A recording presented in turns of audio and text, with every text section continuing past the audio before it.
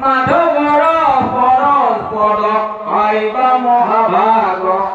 অৰ্থতে ধ্ৰুৱক নগৰ